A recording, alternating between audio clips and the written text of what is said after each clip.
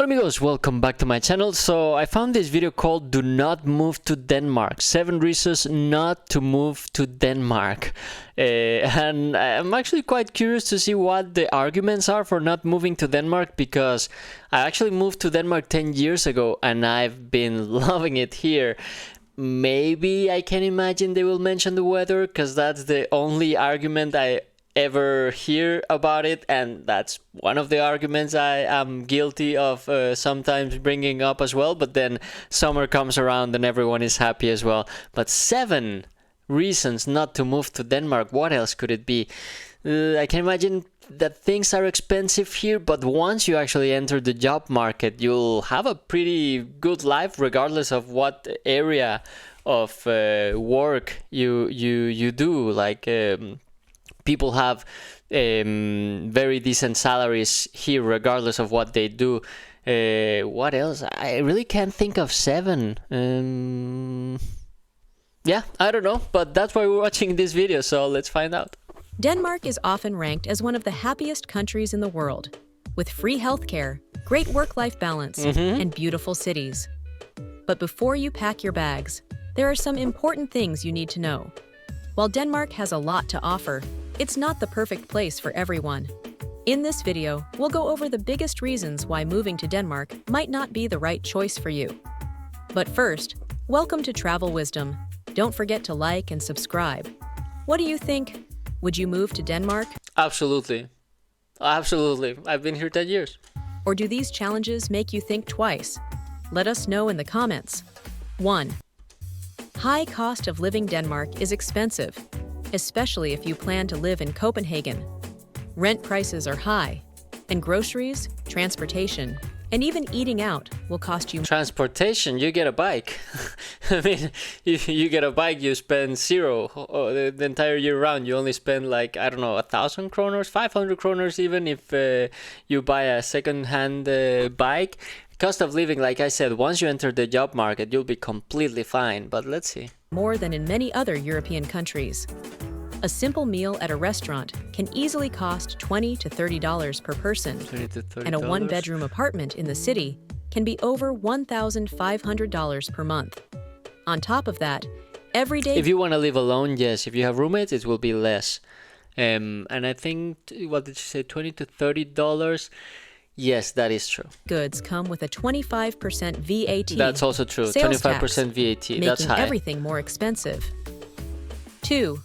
Harsh weather and long winters. Okay, so first 2 points are the ones that I mentioned in the introduction of this video: the high cost of living and the bad weather. I'm really curious what the other five will be. I might be a little bit more harsh on this video because I kind of take it a bit personal that she's saying 7 reasons not to move to Denmark, and then she also says like do not move to Denmark in big letters. So I'm quite yeah. Let's see. If you love warm, sunny weather, Denmark might not be for you. Winters are long, dark, and cold, with very little sunlight, sometimes just a few hours of daylight in December. The weather is also unpredictable, with frequent rain and strong winds, even in summer. If you're someone who needs a lot of sun to feel good, the Danish climate can be a real challenge. 3. Difficult to make friends and integrate. While Danes are friendly, they can also be quite reserved. It can take time to build close friendships, and many social circles are already formed from childhood.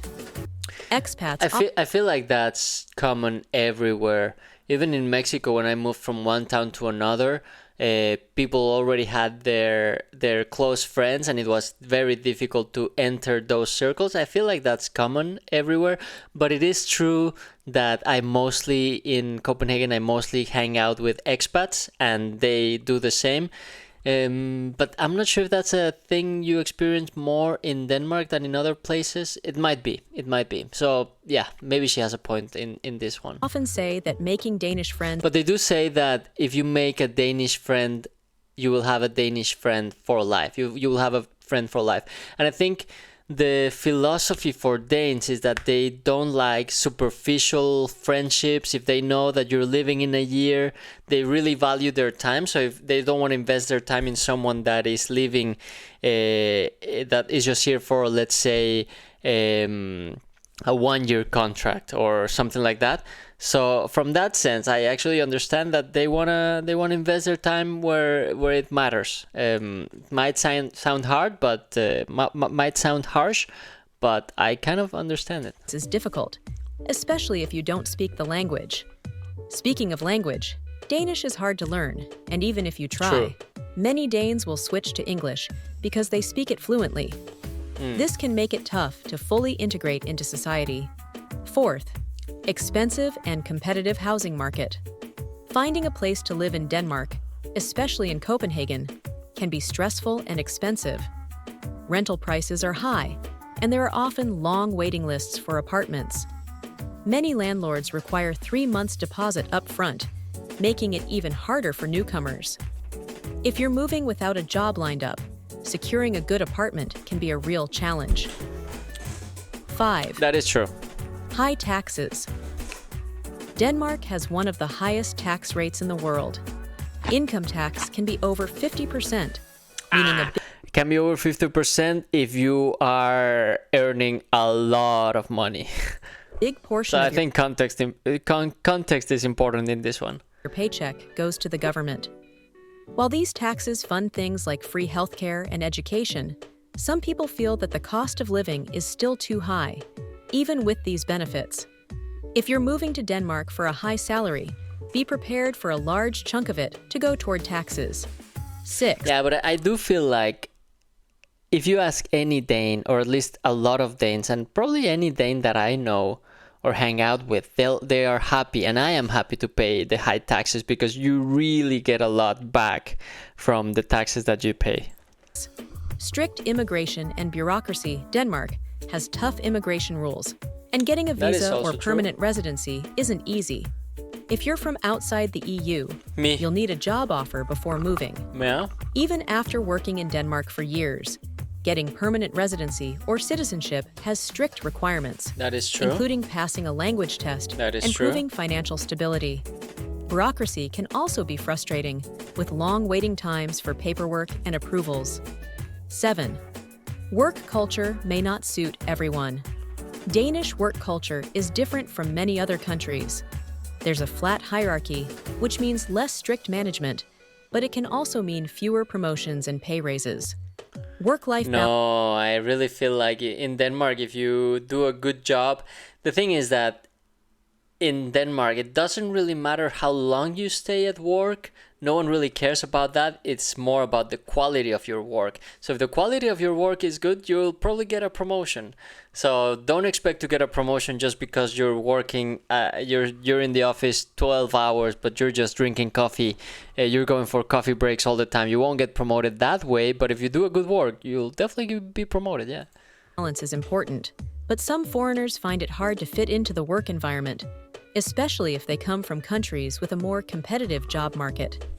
It can I've never heard of anyone complaining about the work culture in Denmark. I think it's one of the top places to be in to work here. I wouldn't want to imagine myself going back to my country in Mexico, where you really are exploited by your bosses, and you're expected to work overtime, and you cannot leave the office if your boss is still there, and if you leave the office at 5, which is what it says in your contract, everyone will look at you funny.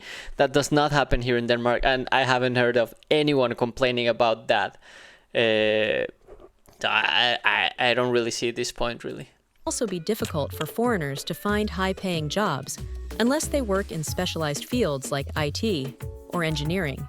Denmark has a lot to offer, but it's not for everyone. If you're considering moving there, it's important to think about the cost of living, the weather, social life, and job opportunities. It's always a good idea to visit first and see if it's the right fit for you.